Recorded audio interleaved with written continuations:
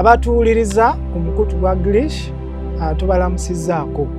Nze ayogera gye muli, amannya gange nze Ngobi Emmanuel. Ndi musajja mufumbo, mukyala wange ye Esther Musubika, mukyala wange omulungi. I love you so much. I'm here speaking to the nation because you've upheld me. You've upheld me. You've taken care of me.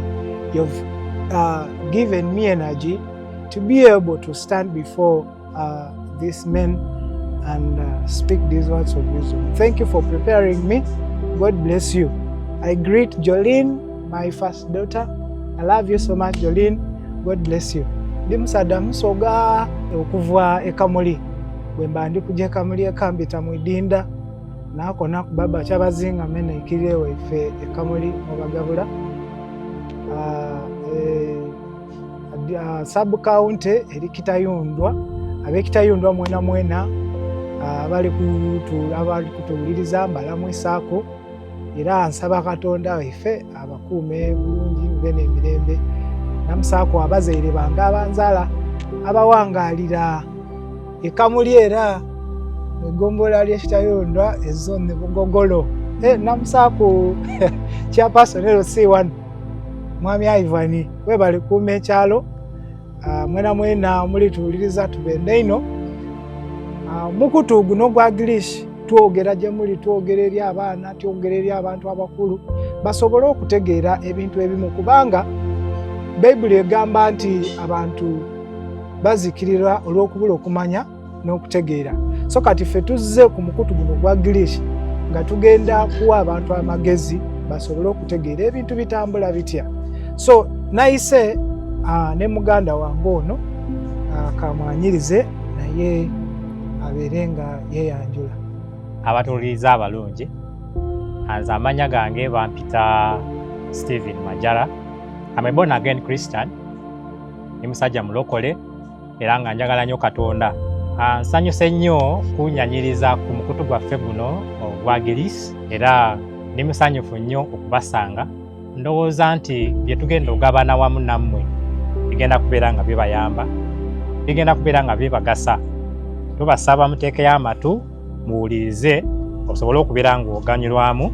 Tugenda kubeera nga tusharinga nammwe. So kati tubasaba nti mulaikinge, osobola ogenda ku YouTube, osobola ogenda ku TikTok n'olaikinga. Okwawukanako ne muganda wange ono, nze siri musajja mufumbo. Wasadde? Wetunaavira anu n'abansabidde fune ekisa nange mpase. Naye nga ntumirako abazadde bange, ntumirako baganda bange, ntumirako bannyinaze, ntumirako mikwano gyange abalungi mwena abatuwuliriza. Nsaba nti Katonda abawa omukisa era abakola obulungi okutenkanika.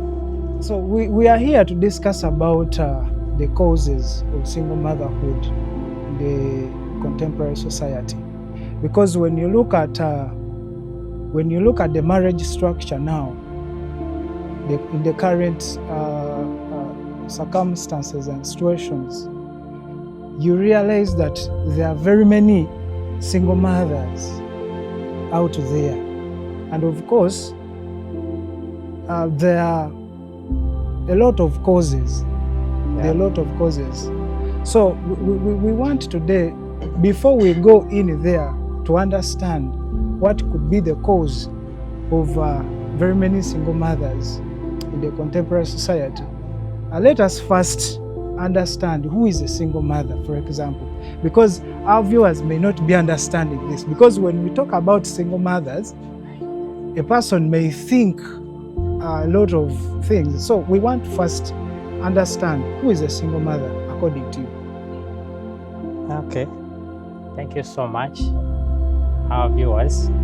According to me, a single mother is this person who is hustling alone with her children. With her children? Yes, without the help of the father. So this person abeera nga yagenda maybe mu bufumbo n'afuna omwana oba n'afuna abaana naye maybe oba olw'ebizibu ebiteebereka something happened there, so she happened to to leave that marriage, and now she's hustling alone to make ends meet for her children. So I think that person is called a single mother. Yeah. So a single mother, according to me, I'm not going to be so divergent from what you've explained, but maybe I want to broaden our understanding about single mother. Because now, if you've said that a single mother is any woman who is hustling alone to make sure that she sustains a family, then there are very many circumstances that can make a person to be in that situation where she is alone at home, she's taking care of the children, she's educating them, she's getting food for them, she's nurturing them. So there are very many situations as to why many women may be find themselves or may be found in such situations. So, for example, you want to tell me that if a woman or if a husband to a certain woman went abroad and maybe this woman, the husband is working abroad and the woman is here at home taking care of the children, is that a single mother? Like the husband went abroad? Yes. And is not supportive? Yes, because what we should know, what I want our viewers to understand about single mother, there are very many factors, like I said. Because some women are alone at home, they are taking care of the children because their husbands are away, they are abroad. Others, the husband maybe died, so she's home, she's a single mother. So if we want to bring out the real meaning of single motherhood and for our viewers to understand this, maybe we need to direct our discussion. And I want us to direct discussion to the fact that when we are talking about single mothers, we are talking about women who messed up in their marriages and then men ran away and maybe now they are in the situation of taking care of the family by themselves. By themselves, without the help of the man. Fathers. So we first leave the other factors. The other factors, and we gave concentrate this on. Discussion. Yes. Okay. Yeah. So, so that means I am right if I go directly to discuss what breaks marriage. Am I right? What breaks up the marriages? Yes. What are the causes of marriage breakups? Literally that. The causes of the marriage breakups. The causes of marriage breakups. Now, yes. Yeah. One, in most cases, you know, marriage is a game that is played by two parties. That is a wife and a husband. And a husband. So, if we don't understand one another, that means we cannot play this game. Even the Bible says that if the two cannot agree, how can they move in the same direction? So marriage is a game between two parties. So for marriage to continue according to God's purpose, these two parties must understand one another. Gwe nobeera wakanga omanyi nti musajja wange waba akomyewo nina okumuwa time asooke awuumule, atuule mu ddiro lye awuumule, osooke omuleke. Naye kati waliyo abakyala nga tebamanyi baami baabwe. Kati fe abaami bwe tuba tugenze ku mulimu okola, waliwo challenges ze tusanga.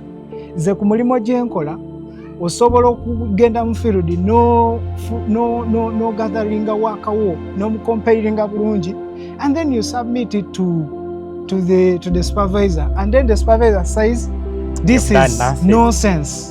Can you imagine? Nonsense. And at the same time, your woman is not aware of what you are going through. Yes, is not aware. She's home. Perhaps she's enjoying. I've left the cameras of 50K. 150. So she doesn't know what is happening. TV, playing with the kids. So when I come back, according to me, when I come back in such circumstances, you expect yes, I expect a very warm reception. Yeah, welcome. Yeah. Let me talk about myself now. Nze bwe mba nzizeeyo waka nga nva ku mulimu njagala ntuuke nsooke mpuumulemu, neebake mu ntebe yange nsooke mpuumule. Naye kinkaluubiriza nnyo singa mba naakatuuka ate omukyala n'otandika okuŋŋamba tubadde wano olaba. She brings the whole world back to you again. World, you know? So instead of letting me rest, you can so that you can first relax your mind. Yes. So you at the end of the day, ekintu kino kigenda kuba kwakimulatinga. Yeah. Olwaleero nzize waka nkooye njagala kuwumula ate gw'ondeetamu birala. Ondeetamu birala. Ate n'abakazi sometimes simanyi oba lwaki tebatutegeera. Naye ate tebalina tutegeera kubanga ndowooza ffe abaasooka okutondebwa. Gwalina okufuga ennyo okutegeera mukazi wo. So kati omukazi tasobola kuntegeera kuba teyaliwo nga bantonda. Omukazi jjukira ava mu gwe. Bayibuli etugamba they came from us. Yes. God made you lie in that deep sleep. Then she came out of you. And you are the head of the family. So we expect you to understand her. Yeah. So in the first place. So nkomawo waka. But as you've said, this system is played by the two individuals. Much as you fight so much to understand her, or much as is incumbent on you to understand her, she also has a part to play to understand you. Because once you understand her and she's not able to understand you, still there will be loopholes somehow, somewhere. So kati naye aba alina okulwananya akutegeere. Yes. So kati kye mbadde nkugamba kye kino Steve, nti ekintu kino bwe kigenda mu maaso nga kyeyongera, n'enkomawo olwaleero, n'enkomawo enkya, ng'ate omukyala ono takyusaamu. Ekyo ng'omusajja ntandika okulowooza nti maybe we are not compatible. So y'ensonga lwaki bwe mpitirako wa mukwano gwange oba bwe nasomanga naye my ogi nampa that welcome, that good reception, nampa obudde n'ensooka n'empuumula n'angamba how do you feel, how has been work. Naye gwokimanyi okutuuka ewaka omuntu n'atakubuuzaako nti oba omulimu gubadde gutya, nti oba bibadde bitya ku mulimu. N'atandikirawo just kugamba otuleseewo nga tetulina kino, nga tetulina kino, nga tetulina kino. Okitegeera? So kati ngenda okulaba nga bwe ntandika okugendako ewalala n'enfuna that reception. For us men psychologically, we normally pursue things which give us peace. Things that give us peace. Yes. Wensanga emirembe. Yes. Wengenda. So abakazi ogenda okwesanga nti olw'obusungu obwo obubaddewo nti ntuuse waka n'atampa attention, actually n'atandika kuwuumula neneerowooza deni nendyoka ndira mu nsi zange, ogenda okwesanga nga amaka gamenyese. Ate abakyala abamu w'omugambako bw'omugamba nti naawe sooka ondekemu, abamu abakyala nze nkubuulira amazima batandika okugamba ate bino wabijjeewa oba kirabika olinayo omulala gw'obijjako. Kitegeera? Kirabika olinayo omulala. Ate I want to tell our viewers this, that once as a woman, once you start to suspect your man, that is the end of everything. Because when you suspect a man maybe to have an extramarital affair outside your marriage, that means that you've created a loophole. You've punched a hole in the marriage. And there will never be trust in that marriage. Because trust will go, and definitely, as the Bible says, that the tongue is a creator. You create. Words create. No, words create. You speak that, and it becomes so. So, ebintu bingi ebyawudde abafumbo oba ebikubye obufumbo ebiviiriddeko ate abantu abakazi ne babeeraho nga mu lusoga tubeeta banakyewombekeire, ba single mothers, banakyewombekeire, single mothers. So ekyo y'ensonga emu, obutategeera munno, obutategeera nti muli mu bufumbo but you don't understand one another. Yes. Ate obufumbo buno kintu ky'amaanyi nnyo naye ate it is anchored on things that seem to be less, but when they are very, very, very, very, very important. That's why we tuba tudiscussinga bino ebintu omuntu ensonga nnyingi omuntu ayinza okugamba ekyawula obufumbo butaleka sente za kameeza, ekyawula obufumbo okay, nabyo bingi naye nga kino kyenjogeddeko okwetegeera buli omu okutegeera munne yensonga erabika ngeya entono naye nga ate enegumba ezitowa is almost the backbone of the marriage. So kati simanyi ku nsonga ndala gwe gyolina gyolowooza. When we are looking at the causes of single mothers in our contemporary society, as you say, there are many factors, many of them. Naye nze kyendowooza nti ku bimu ku bireetedde ba single mothers okubeera abangi era ensonga lwaki namba eno esigala nga yeeyongera nti waliwo mu mulembe gwaffe guno okubanga divorce ekirizibwa. Yeah. Nti when you look at our past mu mulembe gw'abajjajjaffe ne bamaama baffe abo, divorce was not accepted. Era it was a shame for you to divorce. As a woman, you'll be a shame, you'll be a reproach even to your parents for you to stay as the one that is not in marriage. So kati or to be a single mother. Kati nga abantu batya nnyo okubeera awo nga tebalina basajja. Kati kitegeeza nti ng'omukazi ne wabeera ng'ayita mu mbeera ekalubeetya mu bufumbo aguma n'abeerayo. Abadde okimanyi nti ng'aguma n'abeerayo oba kumukuba ne bamukuba, they would go through terrible circumstances in those marriages, but they will never divorce. They will never leave that marriage. They will choose to stay and say kuba abaana bange sigenda kuva wano. But now when you look at our society today, divorce is accepted. Nti when you feel uncomfortable in that marriage, you are free to leave. To leave. And actually you can even process letters. Abadde okimanyi? You can even process on letters. You go to court. And yes, and you divorce in peace. You go. You go. So there is no longer that shame for a divorced woman in the society. Kati kitegeeza nti wembeera mu bufumbo nempulira nga sikyasobola kubeerayo ndi wadde mbokola ki okuvaamu n'engenda.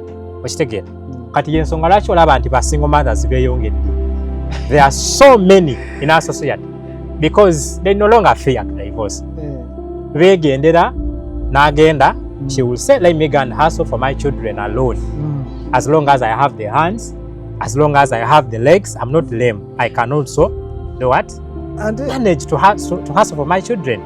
Yes. Ate nekirala, I don't want to annoy the so-called elite, edited women.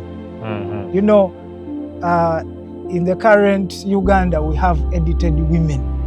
Edited. Edited women, these are women. Edited is a chemanyi, ekigambo edit mu luzungu. Kiringa nga onawandiika n'okola ensobi, then n'oddamu n'okola ki n'okatereeza. They are called the inverted commas. Okay. They are called edited women. So edited women, for them they think that what a man can do, they can do better. Okay. That kind of mind. I always hear that thing. What a man can do, a woman can do it better. So that thing, all that kind of thinking has destroyed. I remember that thing. Yes. And one of our teachers in primary school, was it high school? Yeah. He told us, I hear this thing going on around that women can do what a man does, a woman can do it better. So now this teacher was joking. He was playing a joke. It was like, you women said that what a man does, a woman can do it better. But me as a man, I can stand on the window and I urinate outside. So, you, a woman, can you also be in position to stand on the window and urinate outside? Yeah, so I understand your point when you say that women think that they can do what men can do, and they can do it even better. Yeah. So let me tell our viewers that a woman was created to submit under a man. And of course, submission comes with a lot of things. There is a lot of things that are embedded in submission. Actually, I want to tell this as a secret to the women. If you are there and you're a woman, and you feel like your guy, your husband is too stubborn that you can't manage him, just try to be submissive to that man. Yes, that man. Just try to be submissive, because the more a woman looks vulnerable before a man, is the more a man feels stronger and energized to do greater things. In other words, when a woman tries to oligezako kuwa advise abachala in a way of trying to prevent this increasing motherhood, single motherhood. Yes, and now we are mending marriage. Yes. We are mending marriage. As we are looking at what causes, we also in there looking for the medicine. The medicine. Yeah. So a woman who is there, if you want your man to see the lion in a man, just make sure that you submit to that man. You submit to that man, because the more you submit to that man, is the more he will feel stronger to execute his responsibilities as a man. Yeah, that is true. Yeah. Because now a man does not want anything that equates with him.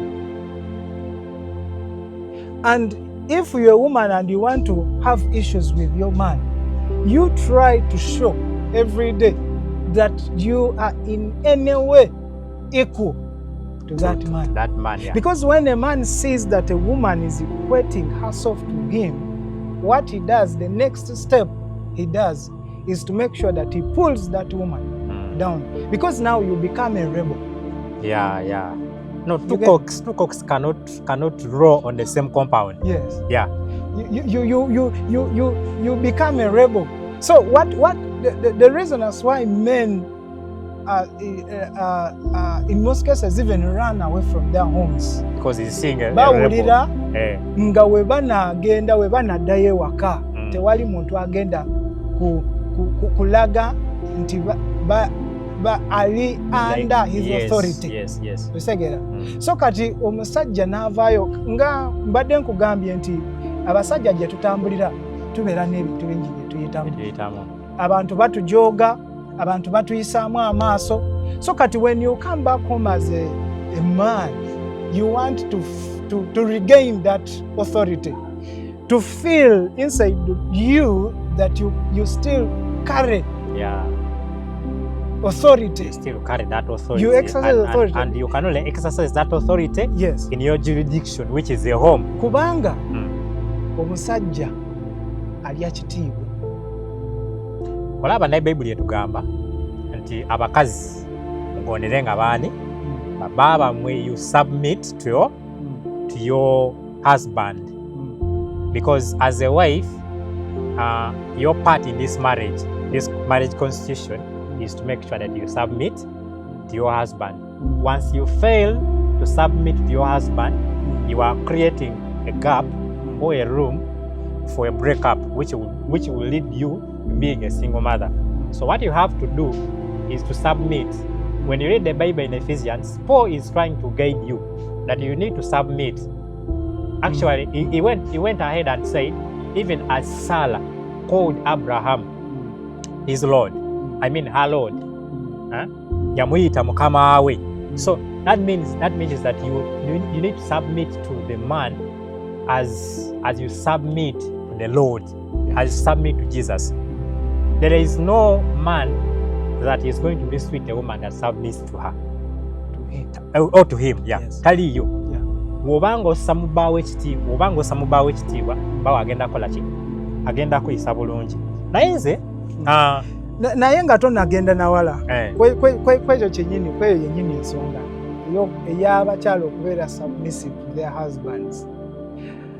Bw'osoma Ephesians 5 olunyiro lwa 2 awo, Paul ayogera, he speaks about how a woman should submit to the husband, you know, and he says just like a church is submissive to Christ, is the same way a woman must be submissive to the husband. And he goes down there and he says also, men, love your wives as Christ loves the church. So now kati eno point egenda eri abantu abali mu bufumbo obw'ekikristaayo oba mu religious marriage. Bw'obanga tomanyi ngeri Yesu Kristo gy'ayagala mu church, togenda tegeera ngeri yakwagalamu mukyala, because Christ's love for the church is a mystery. So if a man does not understand the mystery of how Christ loved the church, then he cannot deliver love to the woman. In other words, when we are talking about the mystery of Christ's love for the church, when we are talking about the mystery of Christ's love for the church, in other words, a man must understand what is embedded in this mystery. For example, the Bible says that for so God loved the world and he gave. So love goes with giving. You must give. And giving is a sacrifice. Because people don't give because they have much, or people don't give but they give because they have decided to sacrifice. You deny. So sacrifice is denial. Yes. You pick. It's like bonaberanga ndina 15,000. 15,000 zino ndi ewaka wange eseeta.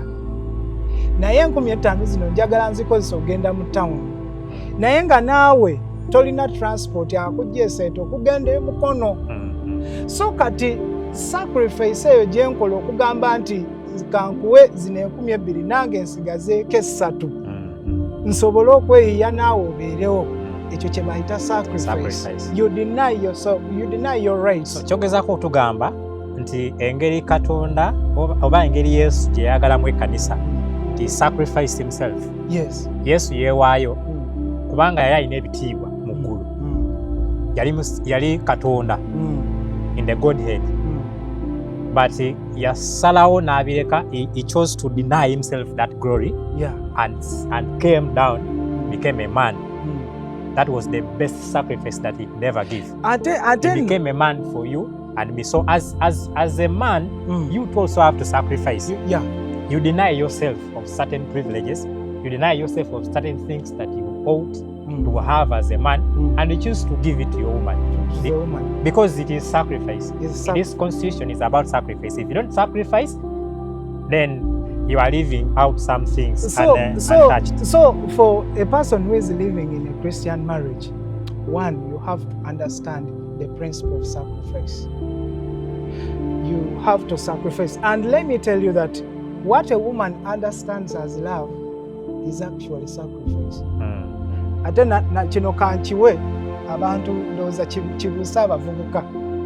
Omuvubuka oli eyo oba omusajja oli eyo ng'oli mu bufumbo, bw'obanga oli kuwa mukyala wo sente, tomuwa ng'omulaga nti olina nnyingi. Muwe ng'omulaga nti olina ntono, such that akitegeere nti omusajja wange yeewaddeyo a sacrifice. Nze olaba alina sente ntono naye era agezaako okumpa. Otherwise, if you give, you show her that you have a lot. Oli done.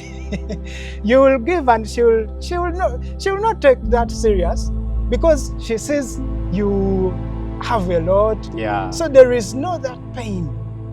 So what you have to do, and the day you'll fail to pay. you would have caused issues. Yes, kati nze newe mbanga ndina sente oba ndinawo emitwalo gyange kala kakadde nga nkalina nga omanyi buli mwezi ngezaako nnyo okulaba nti nkipingako like 1 month apart to sustain my family. But mukyala wange simanyi oba anakiwulira nekino naye mukyala wange tukusaba mukyala Ngobi bino tobiwuliriza tobiwulira akakadde ako nkajjako ku kasalale this man is advising people outside there, you are not inclusive put obuyinja mu matu nkajjako ku musaala gwange nenkateeka wali naye kimanyi nga sisobola mugamba nti najjeeko akakadde just katubeeremu katambuze amaka. Owedde simugamba simugamba era bwankubira sinaga hey Emma, I'm here, I feel like I'm stuck, I need like 100.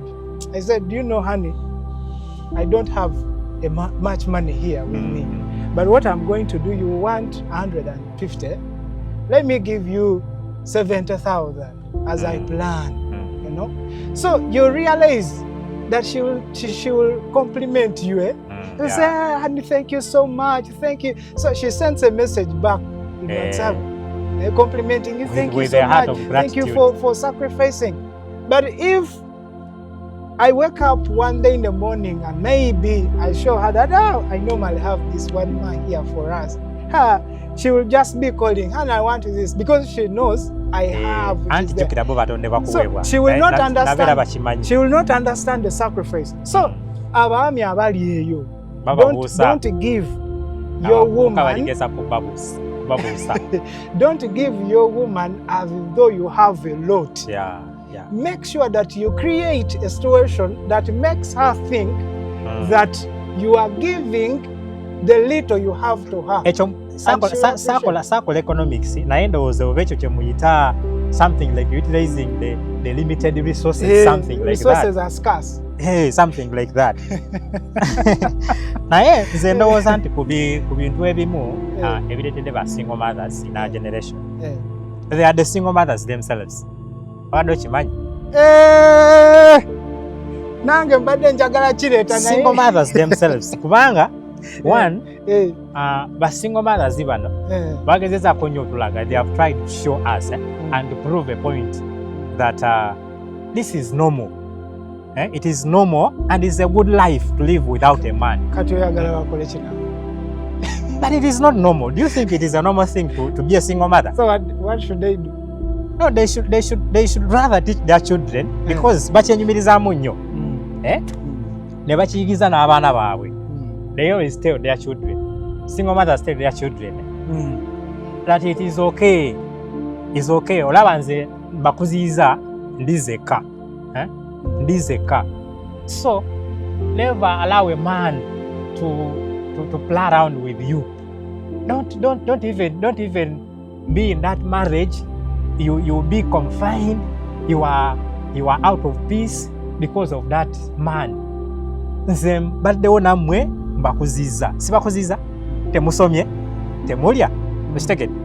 Kwegamba bakyenyumirizaamu. Bye bagamba abaana okitegeera. Kati omwana agenda okuva waka, ogenda okufumbira. One, ng'akimanyi nti single life is okay. She can also manage like her mother. She even has an example of her mother. Now this girl will never give respect to her man. She will never, because she will think that she's able to handle her life even without the man like her mother. So kati ogenda okwesanga nga ba single mothers bano bennyini bebaleese obuzibu. Kati ba single mother tugezaako okubagamba nti mugezeeko okubuulirira abaana. You tell these children that it is very bad, it is a very terrible situation, it is a very terrible thing to live a single life, a single motherhood life. It is very terrible. Omwana agende ng'ovaako ogenda okufumbirwa ng'akimanyi nti obulamu obw'okubeera weka si bwangu. Ate n'abawala abato, naddala abawala abato ab'omu mulembe guno, abawala bano ogenda osanga ng'omuwala she's 25, she's 27 you know. But she doesn't see value. She doesn't know the value of a man, because maybe she has gotten a very good paying job, you know. She's getting 2 million, 3 million and a half, you know. So she finds herself comfortable. So she feels like she doesn't need like their superficial qualities they have. Yes. I have my money. I have my money. I have a good job. I have beauty. I'm popular. I'm famous. Like you know that most of the celebrities of our country are unmarried. But yet they have children. Yeah, they have children. Yes.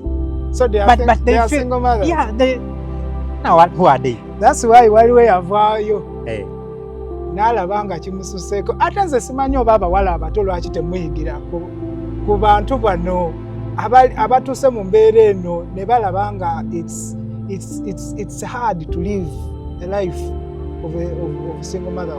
Because waliwo yavaayo n'agamba nze oba mbeera namba 9, it is okay as long as you come around and we judge. So she realized after years of being in this life. So abaana abato abali eyo nze mbagamba nti bino ebintu bye twogera, they are foundational. Yeah. They are things that builds the foundation. They are things that builds the foundation of life. Ne bwogezaako okubivaako n'ogenda eri n'ogenda eno newe comfortinga n'ogamba I'm edited, I have everything with me. I want to tell you that there is a time, that there is that age where you will enter and feel like you are alone and you need a man figure in your life. So you'll become so desperate that you can even choose to be number 9. And that is now the problem. That's why people are opting to be number 10. Because now they are now desperate. And let me tell you, once you reach in that level, it is very hard to reverse things. Yeah. Because you'll fight. Abami otandike kubatayiza butayiza. Otayiza butayiza. Okutayiza. No connection. You even need connections. No connection nga buli mu WhatsApp group buli gwolaba ogendayo mu info. No checking olaba ba members abali mu group oba mulimu omusajja asobola okugambako. Wenyi zino WhatsApp ze tubeeramu eza church. Kansubira abeka abala bekaza ne kugenda kunyingira. But this is the fact because I see it. You know. So you be in the WhatsApp group and then you find random messages. In your inbox. In my inbox. You say. And they are seeing a ring on you. No, the ring. Okay, deep it a ring now. Of course, so take a balloon. But you said church girls. Whom I think that they see you with the ring. And some of them. Of which even your wife is also part of that church. In some groups, I mean groups whereby these members in the group are not at any way connected to me, but we just connect because of this. Okay. So some of them don't know me. So kyengamba abaana ab'obuwala abali eyo ng'otuuse mu myaka egiwasibwa oba egifumbirwa teweewanvuya nnyo. Be normal, act normal, and be approachable because you are in that age. You have that light skin. You have that brilliant skin, and everyone, of course, admires that. And everyone is in your inbox at that time. Yes, buli muntu akutunulira ng'ekimuli. Naye ekiseera kigenda kutuuka otuuke mu myaka nga otandika okunoonya mu simu yo abalenzi abakugambangako n'obagaana naye nga bonna bali married. They are married. Nga they have their own families, they are established. So otandika okolima. No, so, you live. Oyinza n'ogamba oyinza okubasaba obeere namba 9 kubanga abamu bo bagenda kubeera n'abakazi nga 4. banaku batano naye nga wakiri obeereko wakiri obeere namba 5 so okolime oyogere ogambe biki ate awo abaana abamu we baviirayo abo obwala n'olaba omwana obuwala nga kwegamba n'atandika okugjayo ebyedda n'agamba oyo omusajja yankozesa oyo omulenzi talina na Katonda sinamulokole biki okitegeera naye nga obuzibu bwava ku ggwe tewekakanya n'obeera nomo ebintu ne bitambula. Badde njagala oyogereko ku point ya feminism. Feminism kubanga okitegeera nnyo okunsinga. Sometime back you were telling me such a thing. In fact, I didn't know it exists. But you told me about it. So I wanted you, because it's one of the reasons for the increase of the single mothers now. Yeah. Feminism. First of all, what is feminism? Feminism. It's where women demand for equality in terms of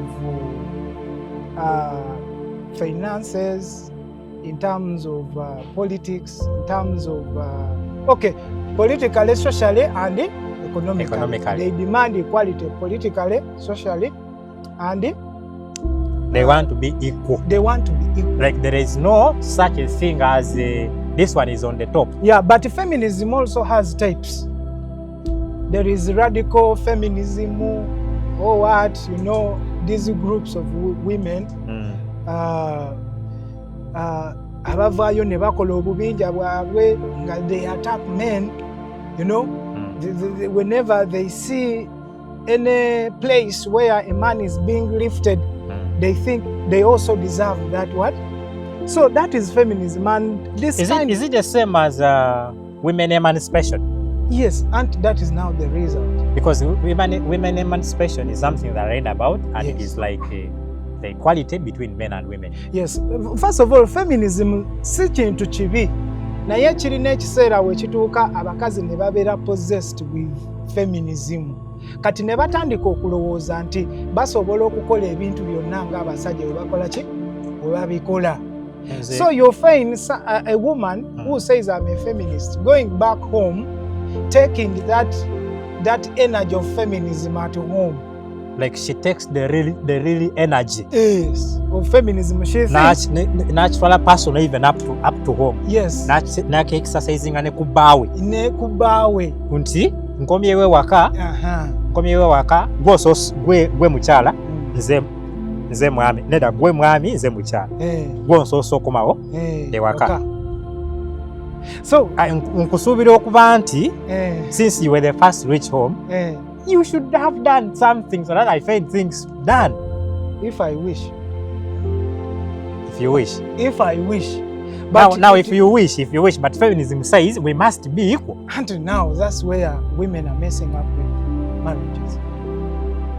And you find that when they come back home, just like you said, when man comes back home, a woman will think that because of that energy of feminism, she will be forced to think that a man has to do certain things, like washing utensils or cooking. Yes, I'm not saying that men, you should not help out your women on other stuff, but I do it. How should these men help that? But it is not mandatory. You do it when you wish. Yes. I do it if I feel like I should. That is culture. Freely. That's culture. But it's not coming back home, I sit in the chair, I switch on my TV, watching news. And you also sit along me.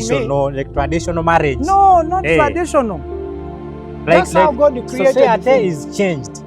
Things are changing. Omulembe ogwedda gwego nti omukazi agenda n'abaana mu nnimiro abawese ku mugongo, akutte embazi, akutte enkumbi, akomawo yetise emmere, yetise enkumu, alina abaana ku mugongo, n'atuuka ewaka, n'afumba, n'akola ki byonna ng'omusajja atudde waka. That's marriage.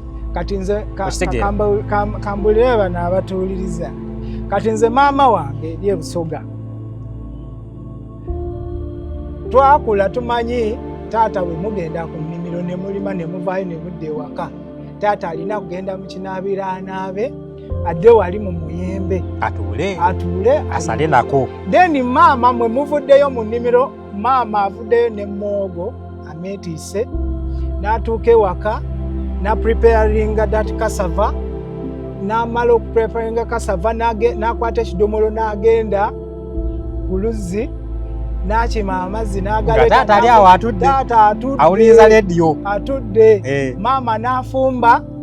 Olumala maama okufumba engoye taata zagyemu ng'ava okulima, maama n'azikwata n'azooza such that enkya omwami addayo ku nnimiro ng'ali bulungi, oba agenda okukola emirimu emirala ng'anyirira. Kati abo be bamaama nga baali bakolanga nga ndogoyi. Si ndogoyi munnange, kyobola abaali bafa mangu. Abaani? Abakazi ababiri baali tebafa mangu, baali bakola nnyo emirimu. Nze ne kakano jjajja wange yali akafa, abakyala bonna be yawasa we bali. So kati ngamba abawala nti ebyo bye muli mu muzannyo, y'ensonga lwaki ate kankule, y'ensonga lwaki n'obufumbo obw'edda bwawangaalanga. Nze maama akyali akyafumba, era saawa zino tosaana namugamba nti asobola okuva mu maka ago, kubanga ebyo byebintu byakolanga, naye teyafa, gyali nesade namukubiddeko nga bali mu love ne taata wange. Naye anti kati obuzibu obuvudde, our generation balowooza nti fe abasajja tulowooza nti these women must think the same way and they must treat us the same way. Abakyala bo bagamba no, things have changed. Kati kitegeeza nti awo wali obuzibu, olwaki ofulaba abakazi bagamba nange sigenda bikola byagala nkole wakiri malagano oba nengenda nomaliza ng'oli single mother. If they are saying that things have changed, now that is the reason as why even marriage has done what? Changed. So that means if we want to restore marriage, abakyala abantu wetunaba tunakendeza kuba single mothers, twejjemu feminism, twejjemu eyo endowooza y'okubeera mbu omukazi ali equal to the man. Omwenkanonkano. A woman will never be equal to the man forever. Even the Bible. That's why we are created differently. Abakazi mulabe, gwe tolabanga ennyama yange eno yanjawulo ku y'omukazi. Kati bw'osanga omukazi ng'alina ennyama esingako eyiyo. Taliyo. Waba mukazi nga gy'ali ng'alina ennyama efaanana n'eyange. Efaanana etya? Ya bbulu? Naalibadde nzijamu esaati naye taliyo. Ate nze ne bwemba omukazi olabako waliwo bino ebibadde bitrendinga ku X. Olaba omwana ng'atadde wali akabwa nga kali sitini nnyo nga kalina amagumba, n'agamba 60 kg. N'ateeka wali oguwa ogulala mu kifaananyi ekirala nga gunene, n'agamba 60 kg. So ekyo kiba kitegeeza nti akasajja naye kabeera katini nga kenkanawa. Oyinza okasanga akakazi towokusinga ogukyalo ogunene bwemu. So a woman will never be equal abasajja mmwe to the man. Ate n'ekirala kino kankiyiseewo, kino kiyinza obutabeera ku mulamwa gwe tuliko, naye kankireete nga sinnakyerabira. Waliwo omuze gwe ndabye ogugenda gubeerawo mu baana b'obuwala, abaana abato. Nga bwe nkugambye nti bali their 25, 26. So that's shining. Yes, a lady at that age, that woman she has been able maybe to get a job because she has done campus. She has been in the field for some years, and maybe she has gotten a stable job. So she's earning some good money.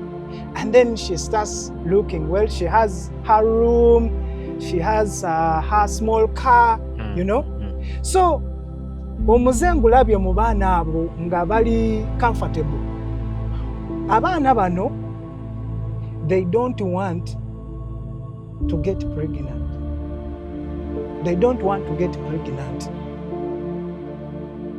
because when I was interacting with a few of them, I was clandestinely, like secretly asking.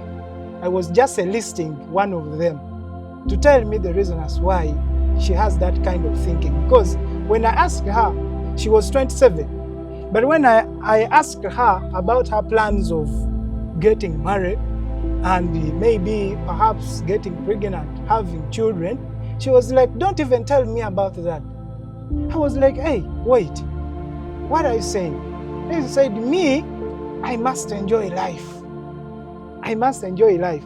So this kind of women, because they have gotten some money, they feel like they don't want to go into marriage, they don't want to get pregnant because their bodies are going to be deformed.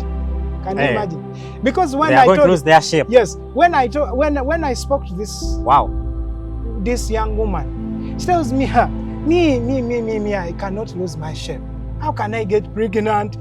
Pregnancy is so distressing. I was like, what do you mean? I cannot even produce because I'm going to lose shape. Then I wonder, she's enjoying life because someone lost her body shape to bring her into the life she's enjoying. But this woman is selfish enough not even to think of bringing another person into the earth such that this person can also get a chance of enjoying the life she's enjoying. So this is a spirit of selfishness. You women who are there who don't want to get pregnant, you are selfish. Because when you tell us that you don't want to deform your body because when you get pregnant and produce, your bodies are going. By the way, there are women who even go for C-section, like they call it C-section. They can deliver very well, but they don't because they feel like some other parts are going to be dismantled. Okay. Yes. So they end up going for C-section. So they are selfish enough to the extent that they can't even allow another spirit to come into the world through them because they are so much considerate of their appearance.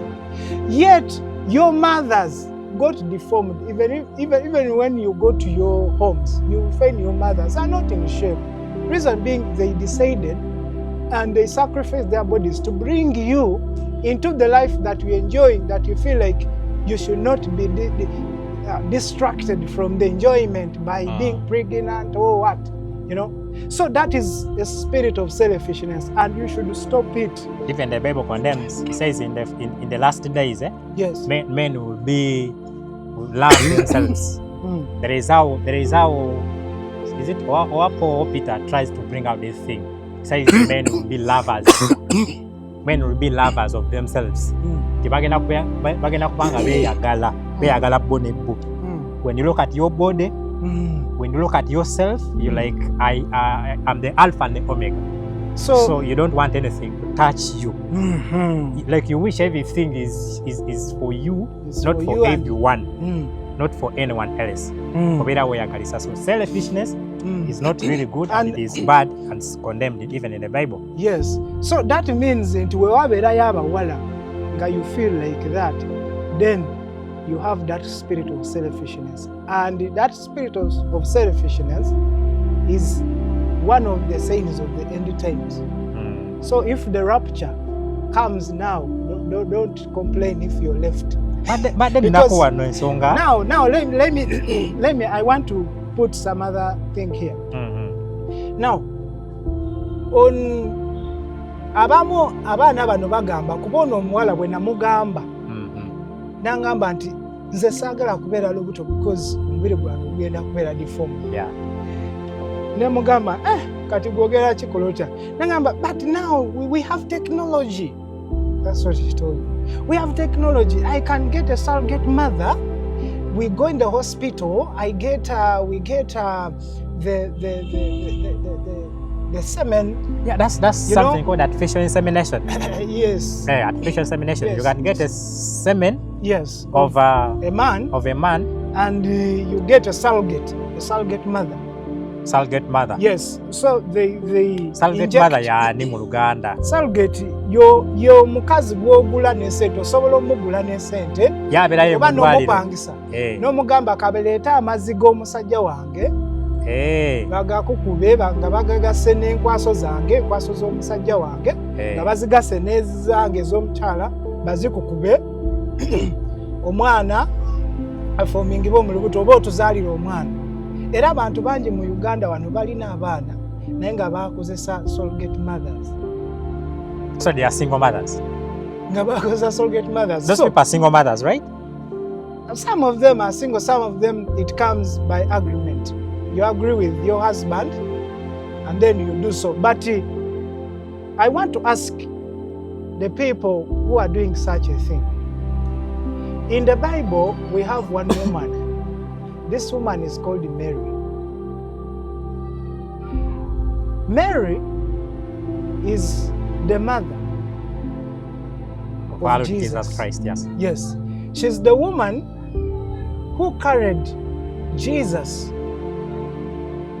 in her womb to bring him into manifestation in the earth to fulfill his agenda of saving us.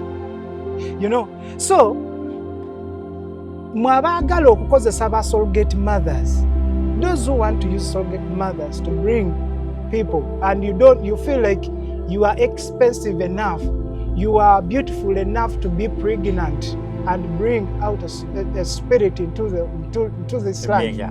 Let me tell you one thing, that in this world there are wombs that have been designed specifically to bring greatness into the world, just like the womb of Mary.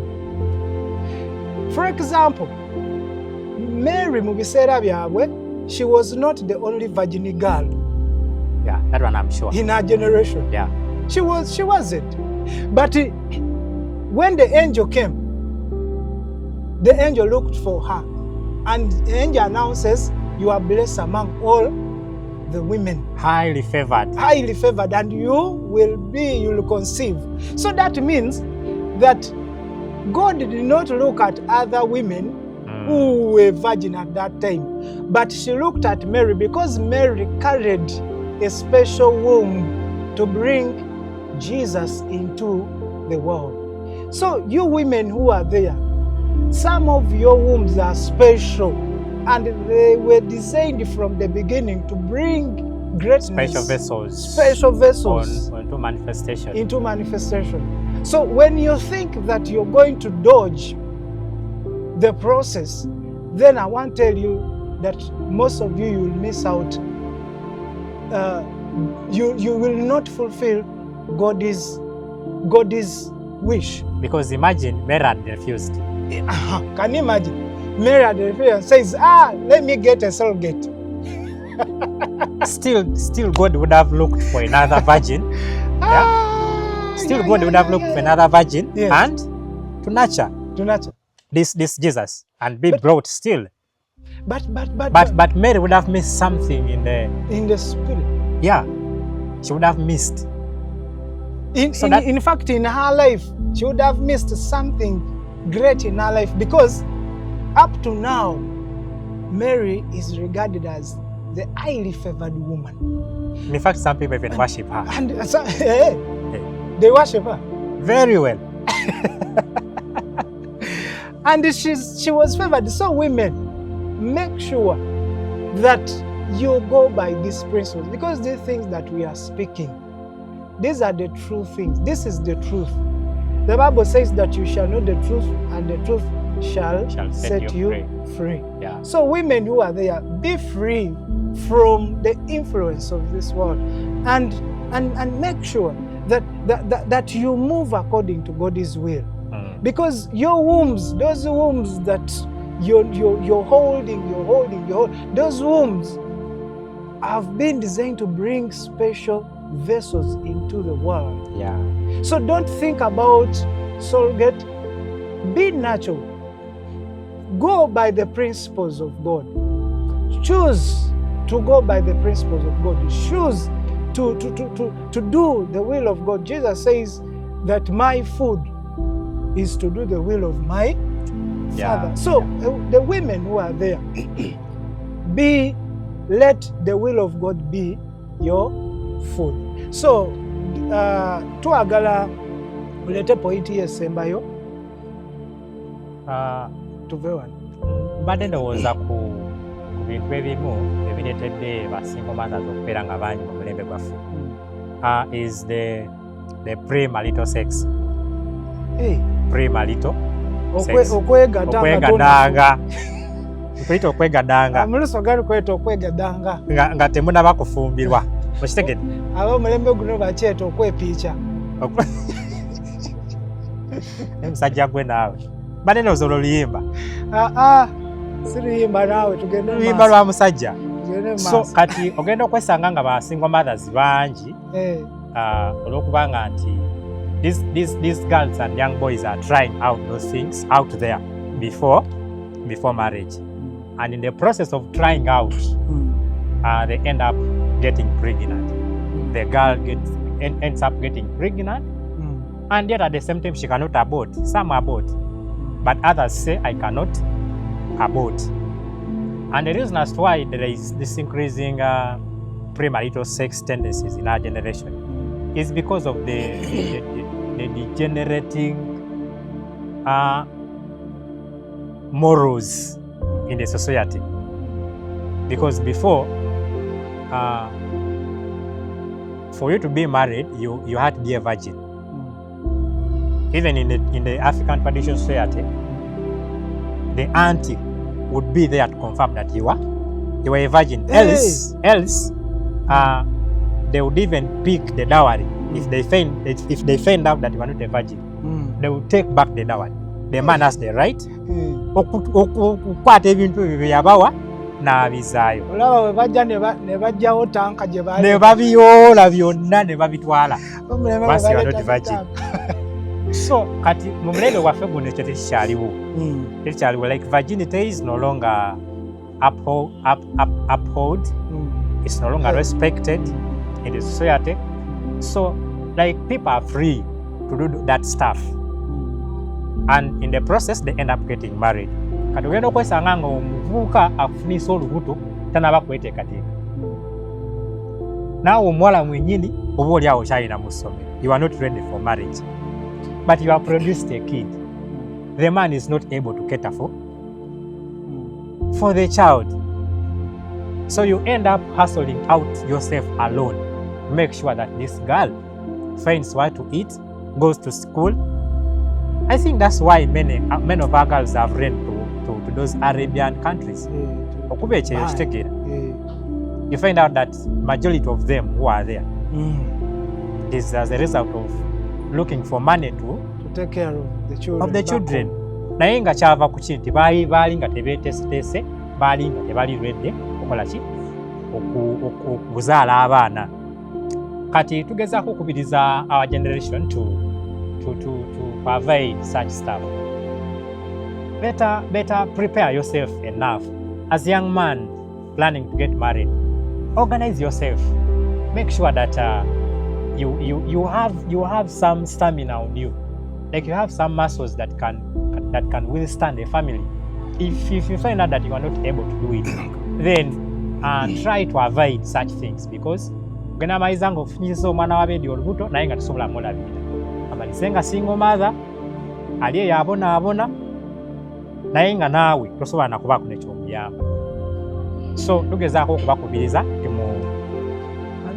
ate n'ekirala ekisembayo okuva gyendi, abaana abato abatuwuliriza oba oli ng'olaba vidiyo badde ngamba nti teri muntu bw'ogenda emulago noonya mu bitabo bye bawandiikamu abafudde, togenda kusangamu nga abasawo bagamba nti omwana yafudde lwakubanga tapuleyinze sex. Ekyo tekigenda kubeerayo. So kati ebyo byonna mubikola lwakubanga mwewaddeyo, ate era ekyo kye mwagala, n'ensi eno ebalimbalimba, n'ebintu ebiri mu nsi eno bibalimbalimba, ne mugenda ne mukola sexi, ate ne mumaliriza muzadde abaana tebalina babalabirira.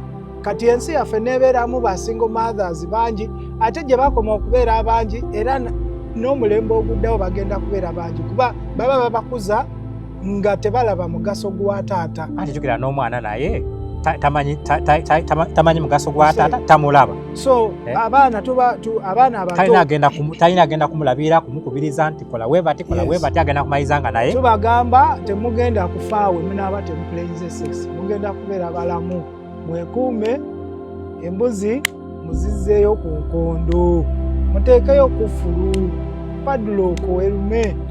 So bino byonna bakitegedde obisanga ku Gilish YouTube channel, osobola okugendayo noteekamu notusaakingako Gilish.